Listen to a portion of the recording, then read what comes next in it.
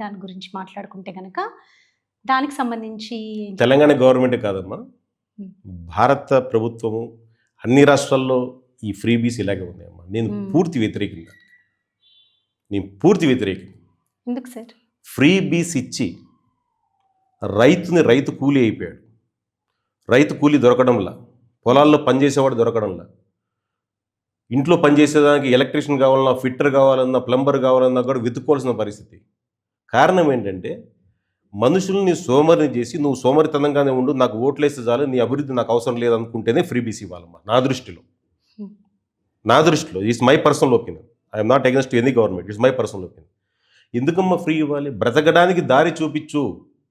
బ్రతకడానికి దారి చూపించడానికి ఇన్ని కోట్లు ఫ్రీ బీస్ ఇస్తున్నారు కదా, దాంట్లో కొన్ని కోట్లు ఖర్చు పెట్టి బ్రతకడానికి దారి చూపించచ్చు. ప్రాజెక్టులు తీసుకొని రండి, ఇండస్ట్రీస్ ఎంకరేజ్ చేయండి, ఎంప్లాయ్మెంట్ ఆపర్చునిటీస్ క్రియేట్ చేయండి, రైతులకు బ్రతికేటట్టు చేయండి. రైతు కూలీ దొరక్క పొలాలు వదిలేస్తున్నారు. ఇలాగే ఉంటే రేపు తినడానికి తిండి దొరకదు. మన జనరేషన్ అయిపోవచ్చు, తర్వాత జనరేషన్ అయిపోవచ్చు, దాని తర్వాత మీ మనవరాల గురించి ఇప్పుడు ఆలోచించాలి.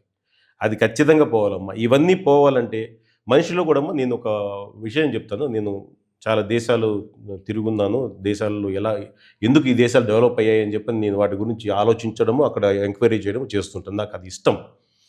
ఒక మనిషి అభివృద్ధి చెందాడంటే ఎందుకు అభివృద్ధి చెందాడని మనం ఆలోచిస్తాం కదా, అలాగే ఒక దేశం అభివృద్ధి చెందంటే ఎందుకు అభివృద్ధి చెందింది. ఇక్కడ మనుషులే, అదే ముక్కు, అదే 2 కళ్ళు, అదే కాళ్ళు, వాళ్ళకి ఎక్కువ కాళ్ళు లేవు, ఎక్కువ చేతులు లేవు, కానీ ఎందుకు అభివృద్ధి చెందిందంటే పాలసీస్ అమ్మా. మీకు ఎక్కువ చూడండి, డెవలప్ అయిన కంట్రీస్లో ఇన్ని ఫ్రీ బీస్ ఉండవు, ఇన్ని ఫ్రీగా ఇవ్వడాలు, ఇంత సోమర్థనం చేయడాలు ఉండవు డెవలప్ అయిన కంట్రీస్లో. ఎగ్జాంపుల్ యుఎస్ తీసుకోండి, ఆస్ట్రేలియా తీసుకోండి, ఫిన్లాండ్ తీసుకోండి, స్వీడన్, నార్వే, డెన్మార్క్, చిన్న కంట్రీస్ ఇవైతే.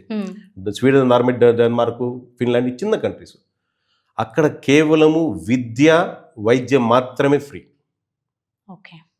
మిగతావన్నీ they have to earn and pay tax. ఆ 2 ఉండడం వల్ల ఏమైందంటే అది యాక్చువల్గా ఒక రకంగా మంచిది. సపోజ్ విద్యా వైద్యం ఫ్రీ ఉంది, ఇండియాలో ఇచ్చారు అనుకుందాం, విద్యా వైద్యం కంప్లీట్ ఫ్రీ ఇచ్చామనుకుందాం, మనము దాచిపెట్టుకుంటే అలవాటు తగ్గించుకుంటాం. మన బ్యాంకు బ్యాలెన్సులు ఇప్పుడు చూడండి, చాలా దేశాల్లో ఎగ్జాంపుల్ ఆస్ట్రేలియా లాంటి దేశంలో వారానికి ఒకసారి జీతాలు వస్తాయి. ఆదివారం నుంచి వాళ్ళు అంటే సోమవారం నుంచి కష్టపడతారు, శుక్రవారంకి రెస్ట్ తీసుకుంటారు, శనివారం ఆదివారం ఖర్చు పెట్టేస్తారు. So money is again they are spending. So money rotate అవుతుంటుంది మార్కెట్లో. So their economy is becoming stronger. మనకు వచ్చింది అనుకోండి, అలాగే తీసుకుని బ్యాంకులో పడేసిన ఇంట్లో దాచిపెట్టుకుంటాం. కారణం ఏంటంటే రేపు ఫ్యూచర్లో నా బిడ్డ భవిష్యత్తు ఏంటి, మా బిడ్డకి చదివించాలంటే నేనేం చేయాలి, దాచిపెట్టుకోవద్దు ఎలాగా, అనారోగ్య సమస్యలు వస్తే నా పరిస్థితి ఏంటి, హాస్పిటల్కి పోతే లక్షలు బిల్లులు అవుతాయి అనే భయంతో ఈ మనిషి డబ్బు ఖర్చు పెట్టడము ఎప్పుడైతే ఆపాడో ఎకానమీ దెబ్బతింటుంది. కొద్దిగా మన వాళ్ళు దాని మీద దృష్టి పెట్టి ఎకానమీ స్ట్రెంగ్తన్ చేసుకొని, ఎక్కడో రూపాయి అంత స్ట్రాంగ్ ఉన్న దగ్గర నుంచి ఈరోజు డాలర్తో పోల్చుకుంటే 85 రూపాయలు పడిపోయిందంటే బాధేస్తుంది. కానీ మనం శక్తిహీనులమే, ఆ విషయంలో ఏం చేయలేము. బట్ ఒక సజెస్ట్ అయితే చేయగలుగుతాం.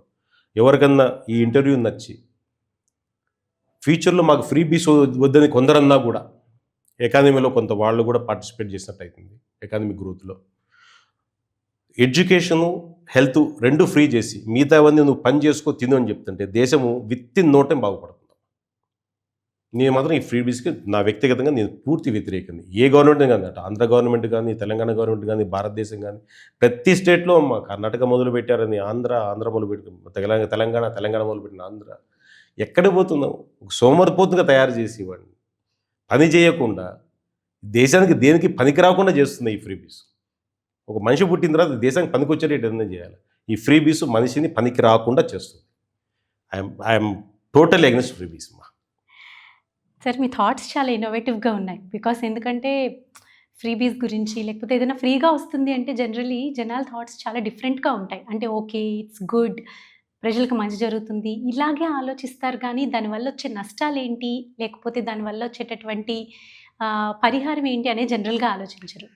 అంటే ఈ ఫ్రీ బీస్లో కూడా నిజంగా అర్హులైన వాళ్ళకి ఇస్తే మాత్రం నిజంగా ఉపయోగం. కొందరు ఉంటారు, బీదవాళ్ళు, వృద్ధులు ఉంటారు, నేను పని చేస్తానన్నా పని దొరకని పరిస్థితి ఉంటుంది, చేయలేని పరిస్థితి ఉంటుంది, అతనికి శారీరకంగా సహకరించక. వారికి ఇవ్వండి, వారికి ఉచితంగా వైద్యం ఇవ్వండి, హాస్పిటల్స్ని బాగు చేయండి.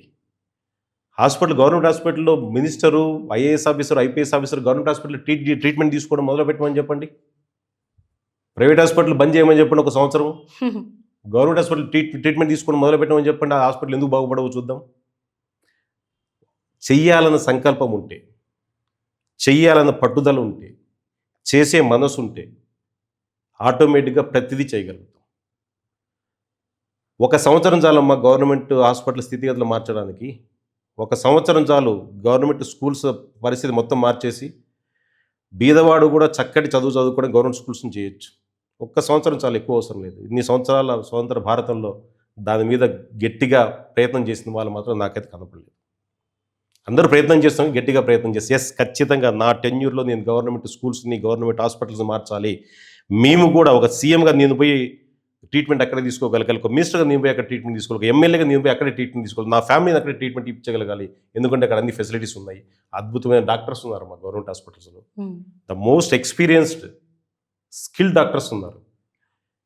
కానీ పరిస్థితి బాలేదు. అది మారాలమ్మా. ఈ 2 ఫ్రీ ఎడ్యుకేషను, ఫ్రీ హెల్త్ ఇచ్చామంటే మాత్రం దేశం ఖచ్చితంగా అన్ని దేశాల్లో డెవలప్డ్ కంట్రీ అని అనిపించుకోవడానికి ఎక్కువ టైం మాత్రం పట్టదు. దయచేసి politicians please think about this.